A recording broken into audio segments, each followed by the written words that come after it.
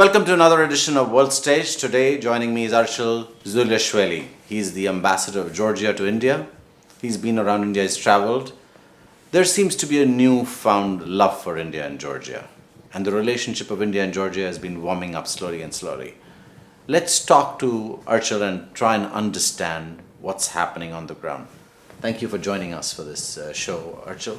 Explain to me, as I see it, there is a newfound love in some ways, Georgia for India, and there is some more renewed interest from India towards Georgia. What's happening on the ground? First of all, welcome to the Embassy of Georgia. Always a pleasure to have you here. Answering your question, I start to recall our long-standing cooperation, which started many years and many centuries ago. We've been cooperating, we've been trading for many centuries. We had in the relations, basically the Embassy of Georgia was opened in 2010, and from that time, with the support of my friends in India, we started to enhance our cooperation, which was existed for many centuries and years. So I want to bring my modest contribution, let's say, to this cooperation, which already counts centuries. Archil, when we look at Georgia, what the world remembers is this whole chaos around 2008, when the whole conflict with the Russians happened. Explain to me, when the world looks at Georgia, where does Georgia stand in the European, continent, if I may say so, and how is it all structured? Is the conflict something that is going to hinder your relationship with other countries? It's a very painful subject for all Georgians because we've been the victim for direct invasion, occupation of our land, historical regions. And being as a Georgian is very hard to talk when the 20% of your territory is occupied by the foreign forces. Of course, our strategy was not to go deep in it and start a bold reform, because we understand that our society should move forward despite the conflict zone we have, despite many IDPs, internally displaced people. We have around 500,000. Also, despite the killing of the Georgian citizens, which still continues, putting the barbed wires and hampering the people-to-people contact on that line through the occupation line. But as I said, despite all of that, our strategy was to reform our country, because it was a choice from the Georgian nation to move forward. We introduced the bold reforms. What kind of reforms? We are calling it comprehensive reforms. So it's touched all fields. And of course, as India, as Georgia, business is a drive. And let's say that business understand the reforms when it comes very clear for them that it's for the benefit for the nation and for them themselves. So of course, to promote the business, to change the structure and the system of the country, it was a main target. And I'm happy to say that we are number 6 now ease of doing business, and even we're number 2 worldwide to start a business. So your reforms are in the process of taking place, but is the occupation hindering the way your reforms are unfolding? And is there really a solution to this? Well, I mean, this was actually the main question. Is going to hinder or not? So my answer to your question will be no, it is not hindering. We are moving forward, and we are introducing new reforms because it's the process which should be continued. And of course, when you have the population, what's important is support from the population. I have a couple of straightforward questions in terms of the reforms. Can you point out 3 parts of that reform which really upskill your population, it takes it ahead? Tell me the 3 things that stand out for you in the reforms. When you're starting the reforms, you have to have, I believe, the starting point. in our understanding, starting point was a police reform. If you visit Georgia, you will see what kind of police we have, and you see the trust of the population to the police. And if you compare what was before, it's a tremendous change. Tell me, what is that change? Oh, everything. I mean, basically, it's a new force, new structure. We created the new patrol police, which was not there, and basically the police in the service of the nation now. And what is important, it's completely not corrupt. Oh, well, Yeah, you know, this is very if you've traveled through Central Asia, that's what you see is a massively corrupt police I don't force. want to compare now with other places, but I would say that Georgia is the number one reformer in that place. Okay, and, Yes. and the second biggest change? Well, I can name all of this because we reformed everything. Justice reform. What was the justice reform like? It was very important reform, always. Now we're still continuing. Justice reform, this is what we are bringing to the world community that we are successful in.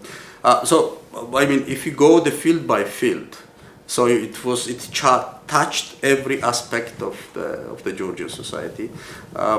Also services to provide to the population. The services is very important when you want to start business, when you want to do your daily life. So this is one of the best reforms we've had also. For startups, you're a very good country, Startups, right? yes. You can you can open your company within 1 day in Georgia. 24 Yeah, hours, 20. you would have a company in Yes, Georgia if you yes. wanted. And the So tax if structure? you compare what was before, no And- comparison. And the tax structure? Structure is always very easy and understandable.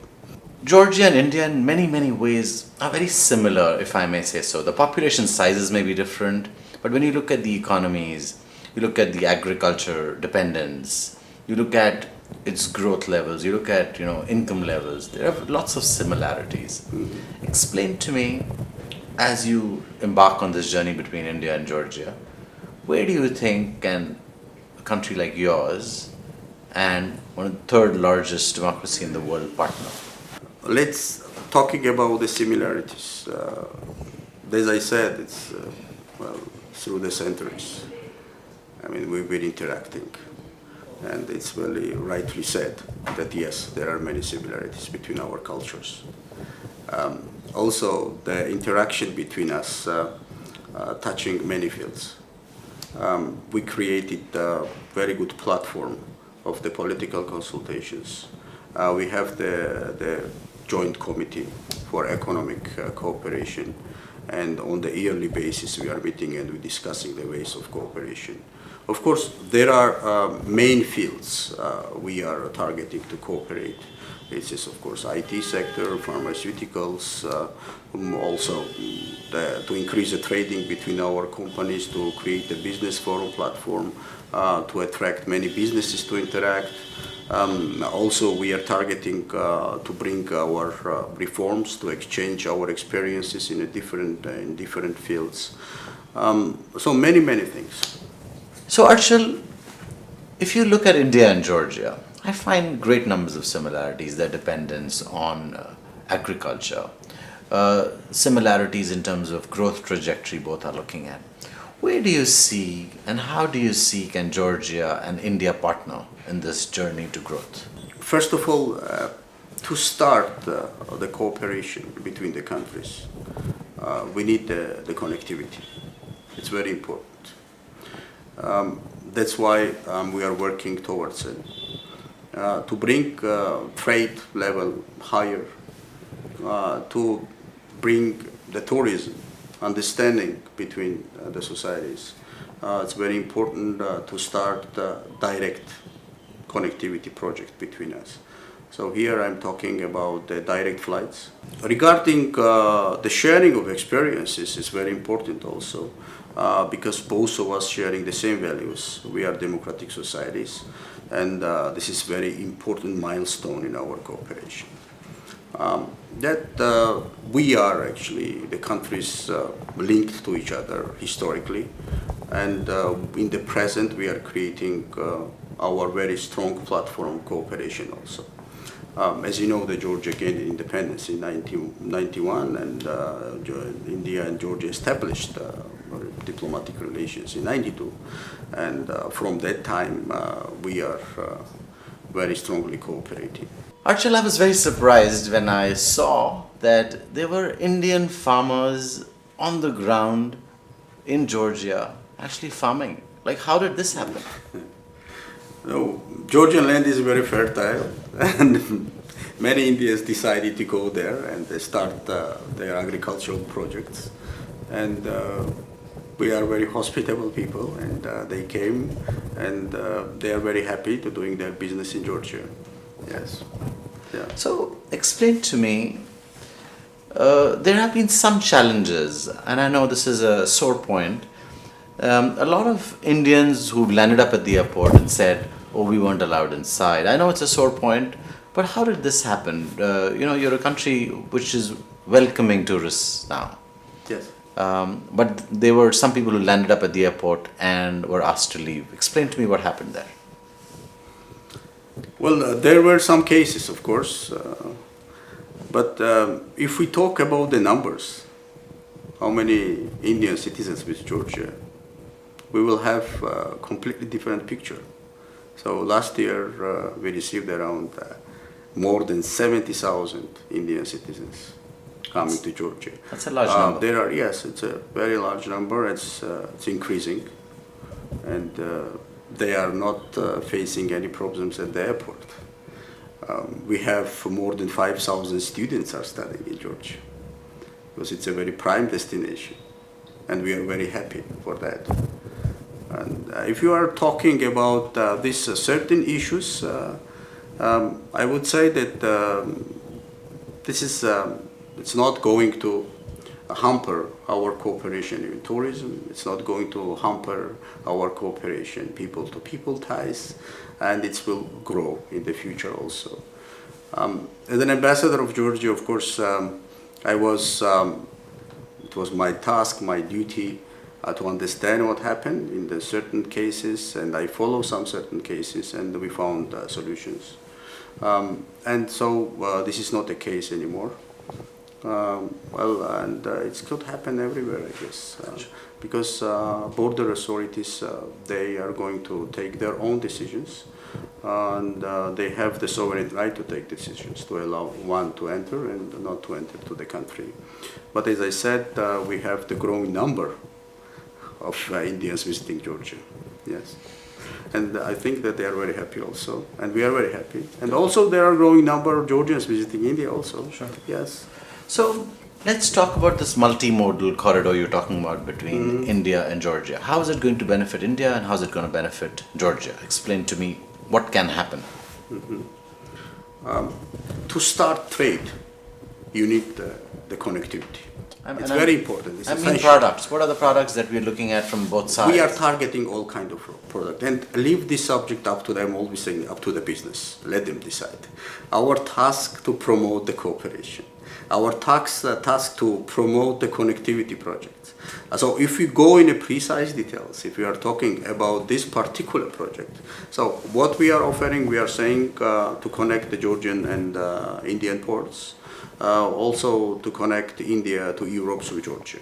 This is the very important milestone in our cooperation.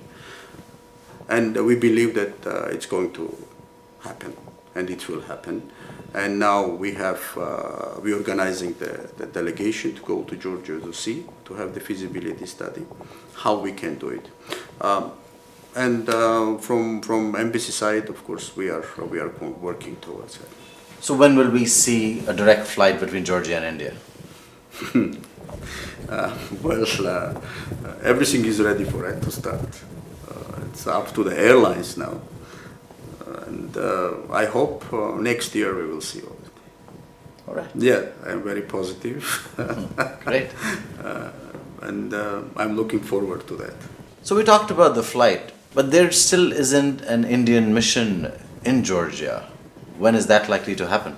I hope very soon, because India was one of the first countries to recognize Georgia, one of the first countries to establish diplomatic relations, and it's time Indian mission to be opened in Georgia. And you have invited them for it? Yes, I did, and I have the understanding. As we close this discussion, let me ask from Georgia's perspective, is there a message you want to give to Russia? So our message is very clear. They have to leave our land. The occupation should happen. Also, they have to stop provoking. They have to stop the aggression towards Georgia. It's a Georgian sovereignty and territorial integrity. It's a red line we are not going to cross. Not only us, and the world community supporting us in that.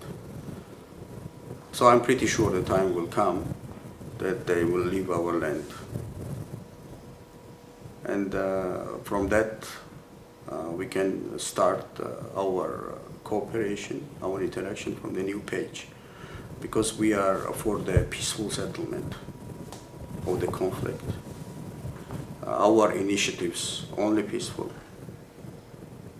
And based on that, we are requesting Russian side to leave our historical territories. Our IDPs and refugees should have the right of dignified return to their homes. And in our case, during the many centuries, many occupations happened. How they came, they left. So this is, I'm sure, is going to happen with this case. Because otherwise, we are ready to cooperate. All right. Yes. Good luck. Thank you for joining me, Archil, for this. Thank you.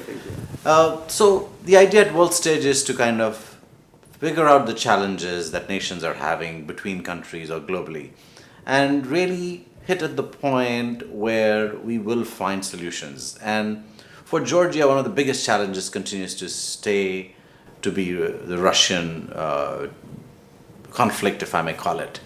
And it is something that is required to deconflagrate conflicts around the world, and leaving territories away for what belongs to each of those countries, I think, is a very important issue. So thank you for watching World Stage, and we'll continue our journey speaking with leaders of other countries.